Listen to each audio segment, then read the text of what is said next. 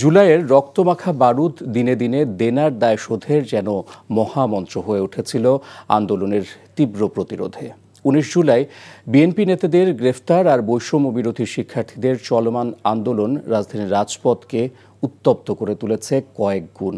১৯ জুলাই সন্ধ্যায় স্বৈরাচার সরকার জারি করে কারফিউ। স্পেন সফর বাতিল করে তৎকালীন সরকার প্রধান। কারফিউর মধ্যেও আন্দোলনের ভিন্ন ছক আঁকে ছাত্র জনতা। ইফতেখার রেজার রিপোর্ট।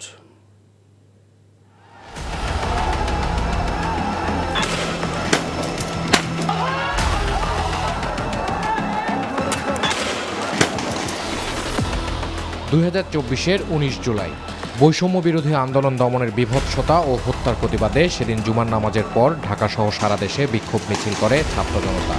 তবে নির্ধারিত সমাবেশ করতে পারেনি বিএনপি। বিএনপি সিনিয়র যুগ্ম মহাসচিব রুহুল কবির রিজভীকে প্রেস ক্লাব থেকে গ্রেপ্তার করে পুলিশ। জুমার নামাজের পর বিএনপি কাকরাইলে মিছিল বের করলে সংঘর্ষ বাধে পুলিশের সঙ্গে। সেগুনবাগিচা থেকে আরেকটি মিছিল এগিয়ে এলে শুরু হয় ত্রিমুখী সংঘর্ষ।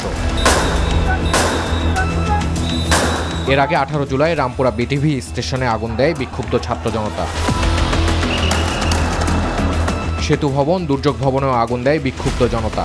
জুলাইয়ে সেই বিভীষিকাময় অভিজ্ঞতার কথা তুলে ধরেন যোদ্ধারা। যাত্রাবাড়ি থানার অপোজিটে আপনার একটা আবাসিক হোটেল আছে, সেই বিল্ডিংয়ে আমি আটকা পড়েছিলাম। বিল্ডিংয়ের একজনের সহায়তা যখন বের হচ্ছিলাম, সেই সিঁড়িতে 3টা লাশ পড়েছিল তো এবং ওই লাশের যে রক্ত, সেই রক্তে যে মাদ্রাসা শিক্ষার্থীটি ও পা পিছলে 3-4 সিঁড়ি পড়ে গিয়েছে। আমরা ট্রমাটাইজ ছিলাম যে কি আমাদের চোখের সামনে দিয়ে গিয়েছে। সরকার নির্দেশনা জারি করেছে প্রত্যেকটা গার্ডিয়ানের প্রতি, তারা যেন সন্তানের নিরাপত্তা দেয়। সন্তান যদি বাসা থেকে বের হয়, তার সাথে যদি কোনো কিছু ঘটে, সেটার দায় দায়িত্ব সরকার নেবে না। এভাবে একটা ভয়াবহ পরিস্থিতি সৃষ্টি করছিল। স্টুডেন্টরা পরিবারের চাইতে পরিবার এবং রাষ্ট্র দুটার মাঝখানে কিন্তু রাষ্ট্রকেই সেদিন এরা বেছে নিয়েছিল। ১৯ জুলাই ইন্টারনেটবিহীন হয়ে পড়লে আন্দোলনকারীদের সাথে কর্মীদের যোগাযোগে সৃষ্টি হয় সংকট। তবে ছিল অফলাইনে যোগাযোগ। ঢাকা বিশ্ববিদ্যালয় শিবিরের তৎকালীন সেক্রেটারি ফরহাদ আব্দুল কাদেরকে এই অফলাইনে ফোন দিয়ে এই 9 দফাগুলো পড়ে শোনায় এবং এটা ফাইনালাইজ করার পরে এখন আমাদের সবচেয়ে বড় চ্যালেঞ্জ হয় এই 9 দফাগুলো মিডিয়ায় পৌঁছে দেওয়া।